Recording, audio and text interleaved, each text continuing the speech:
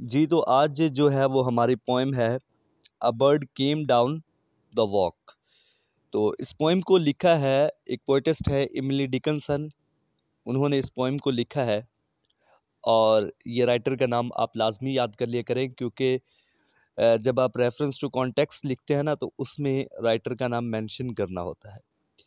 तो इसको हम लाइन बाय लाइन इसकी ट्रांसलेशन करते हैं। नेचर के हवाले से ये पोएम लिखी गई है और इस पोएम का जो टाइटल है इसका ये मीनिंग निकलता है कि एक परिंदा रास्ते के ऊपर आया। यानी शायरा जो है, जो पोएटिस्ट है, वो किसी जगह पर बैठी हुई हैं और उन्होंने एक परिंदा देखा है जो कि जिस रास्ते के ऊपर लोग चलते हैं ना, उस रास्ते के ऊपर वो आता है। और उसके बारे में ये बताया गया है कि नेचर में परिंदा जो है वो अपने आप को किस तरीके से एडजस्ट करता है। तो पहली लाइन का तर्जुमा ये है, a bird came down the walk. एक परिंदा रास्ते पर नीचे आया। He did not know I saw. उसे इल्म न था, वो नहीं जानता था कि मैंने उसे देखा है। यानी पोएटिस्ट ये कहती है कि एक परिंदा जो है वो रास्ते के ऊपर आया है। यानी जहाँ से जो हमारी पोएटिस्ट है वो गुजर रही है या बैठी हुई है, उस रास्ते के ऊपर एक परिंदा आया है और उसे इस बात का इल्म नहीं है, वो नहीं जानता कि मैंने उसे देखा है। ही बिट एन एंगल वॉर्म इन हाल्स। उसने एक केचवे को दो हिस्सों में काटा। यानी उसके मुंह में एक केचवा है जो कि मिट्टी के नीचे रहता है, जहाँ पर नमी हो। और वहाँ पर ये एक छोटा सा सांप की तरह का एक जानवर है, वो ज़मीन के अंदर रहता है, जिसे पंजाबी में गडोया भी कहते हैं। तो खैर आप लोगों ने नहीं देखा होगा, तो मैंने तो देखे हुए हैं बहुत ज़्यादा। जहाँ पर होती है ना पानी वगैरह या बारिश जब होती है तो ये अक्सर जो गाँव में गाँव एरिया होता है ना, तो वहाँ पर जो वट बनी होती है, यानी बन्ना जो होता है, उसके ऊपर ढेर सारे बाहर निकल आते हैं और बाद दफ़ा उनके ऊपर जो है वो चलना थोड़ा-सा अच्छा भी नहीं लगता क्योंकि ढेर सारे निकले होते हैं तो बचा के अपने आप को ले जाना पड़ता है। तो उसके मुँह में एक केचवा है और उसने उस केचवे को 2 हिस्सों में तक़सीम किया हुआ है। ठीक है, नेक्स्ट है and at the fellow raw.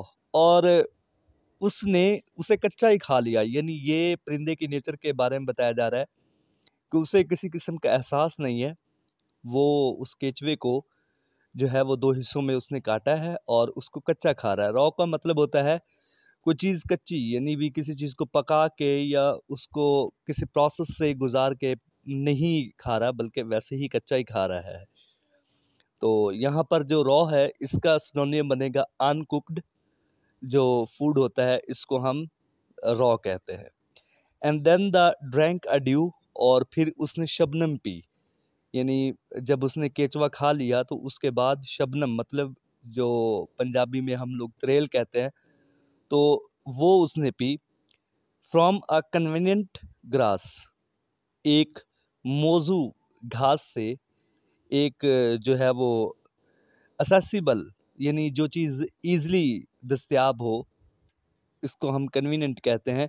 जो करीबी कोई घास का तिनका था, वहाँ से उसने फिर शबनम का जो है वो घूँट पिया। And then hopped sideways to the wall. और फिर दीवार की तरफ एक साइड पर उसने छलांग लगाई। होप्ड का मतलब यहाँ पर जंप्ड है या लीप, फलांगना। तो दीवार एक साथ जहाँ पर पोएटिस्ट है वहाँ पर एक दीवार भी है। और जो परिंदा है उसने एक तरफ एक जो दीवार है उसके ऊपर छलांग लगा दी और उसके बाद टू लेट अ बीटल पास, ताकि कोई छोटा भंवरा जो है, छोटा कोई और जानवर है, वो उस रास्ते से आसानी से गुजर सके। तो यहाँ पर जो बीटल वर्ड है इसका मतलब बग भी हो सकता है और इंसेक्ट्स भी हो सकता है। तो यहाँ पर टू लेट का मतलब है क्रॉस करने देना या जाने देना। यानी वो एक भंवरे को, एक छोटे से कीड़े को जो है वो ताकि आसानी से गुजरने दे। ही ग्लैंस्ड विद रैपिड आइज। इसने तेजी से आंखें इधर उधर घुमाई। उसने अपनी जो आंखें हैं वो इधर उधर घुमाई तेजी के साथ। ग्लैंस्ड का मतलब होता है अपनी आंखों की झलक इधर उधर देखना, आंखें घुमाना। रैपिड का मतलब फास्टली होता है, तेजी के साथ। क्विक भी इसका सिनोनिम हो सकता है, स्विफ्ट भी इसी का सिनोनिम हो सकता है। तो ये वर्ड आप लोग सिनोनिम या डेट हरिड ऑल अब्रॉड, जो हर तरफ भागती महसूस हुई, यानी उसकी जो आंखें हैं ना, उसने तमाम हर तरफ जल्दी जल्दी से देखा। तो ऐसा लगा जैसे उसकी जो आंखें हैं वो हर एक जगह के ऊपर जो है वो देख रही हैं। और यहाँ पर जो हमारे पास हरीड वर्ड है, इसका मतलब होता है रश्ड, यानी तेजी के साथ, स्पीड अप यानी फास्टली। और जो यहाँ पर अब्रॉड वर्ड है, इसका मतलब होता है अराउंड या वाइडली, अपने इर्द गिर्द वसी तर जगह पर उसने देखा। They looked like a frightened beads I thought, मुझे ऐसा लगा या मैंने सोचा कि इसकी जो डरी हुई आंखें हैं ना, वो मोती के दानों की तरह दिखाई दे रही हैं। यहाँ पर जो वर्ड बीड्स है ना, ये वो वाले छोटे छोटे मोती होते हैं जिनके अंदर से सुराख होता है, जिससे माला बनती है या हार वगैरह बनते हैं। यानी शायर पोइटिस्ट यहाँ पर ये कहना चाहती है कि जब वो इस तरीके से अपनी आंखों को घुमा रहा था इधर उधर, तो मुझे ऐसा लगा जैसे वो मोती हों, और वो मोती ऐसे लग रहे थे जैसे डरे हुए हों। तो यहाँ पर फ्राइटेंड का मतलब जो है वो स्केर्ड, अफ्रेड, स्टार्टल्ड, ये तीनों इसके सिनोनिम है। ये आप लोग लिख लिया करें साथ। और यहाँ पर बीड्स का जो सिनोनिम बन सकता है वो पल्स भी बन सकते हैं और ड्रॉप्स भी बन सकते हैं। नेक्स्ट हमारे पास लाइन है, ही स्टर्ड हिज वेलवेट हेड, इसने अपना मखमली, उसने अपना नरम सा सॉफ्ट जो सर को हिलाया या अपने सर को घुमाया। ठीक है ना। तो यहाँ पर स्टेट का मतलब मूव करना होता है, शॉक हिलाना होता है। और जो वेलवेट वर्ड है यहाँ पर, वैसे वेलवेट एक कपड़ा होता है सॉफ्ट, मखमल का जिसे हम कहते हैं कपड़ा, लेकिन यहाँ पर जो सिनोनिम में हम वर्ड यूज़ करेंगे वो सॉफ्ट है, स्मूथ है। इस तरह के जो अल्फाज हैं ये हमारे वेलवेट के सिनोनिम के तौर पर यूज़ होते हैं। Like one in danger, cautious, जैसे कोई खतरे में हो और होशियार हो।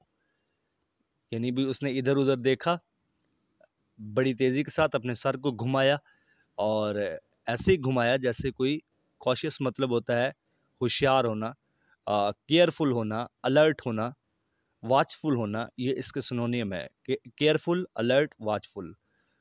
और इसके अलावा जो है डेंजर, यहाँ पर वर्ड है खतरा, थ्रेट भी हो सकता है इसका सिनोनिम, और रिस्क भी हो सकता है। तो नेक्स्ट लाइन है, I offered him a crumb, मैंने उसे एक टुकड़ा पेश किया।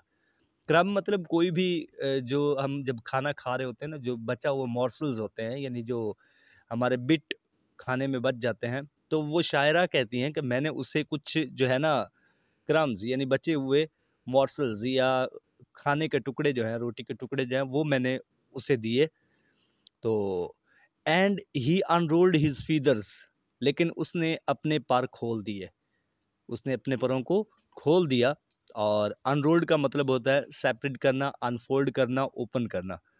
और उसके बाद जो है वो and round him softer home, और नरमी से उसने परों को राउड से तशबीह दी है जो पोइटिस्ट है।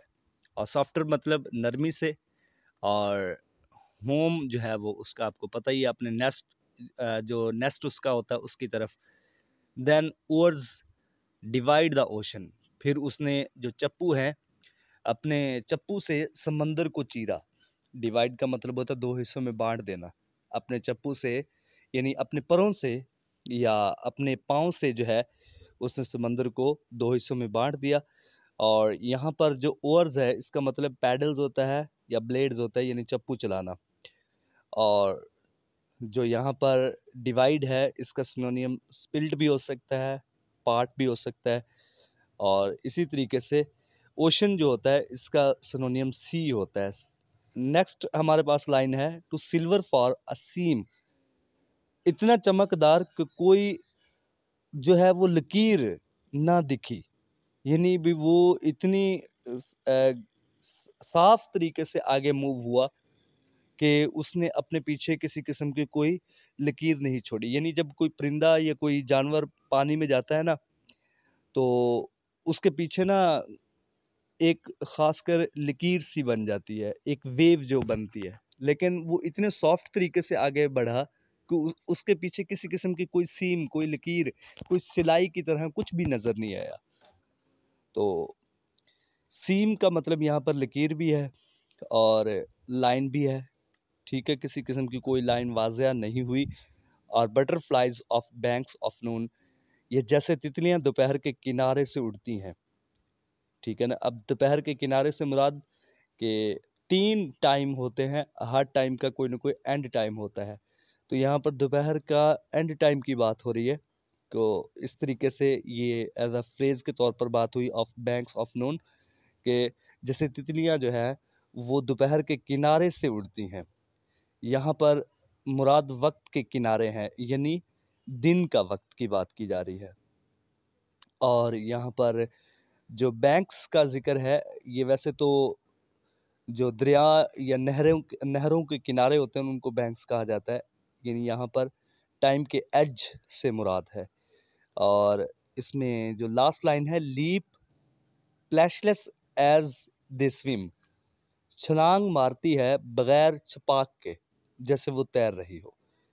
यानी वो जैसे तितलियां पानी में गिरती हैं ना और पानी में छलांग लगाती हैं, और वहां पर जो प्लैशलेस यानी किसी किस्म के कोई शोर पानी में नहीं होता, एज द स्विम, जैसे वो तैरती हैं, बिल्कुल इसी तरीके से परिंदा जो है, जो शायरा ने देखा था, वो भी बिल्कुल इस तरीके से उसने छलांग लगाई है। किसी किस्म की कोई आवाज़ नहीं हुई, किसी किस्म की कोई भी वेव नहीं उभरी, और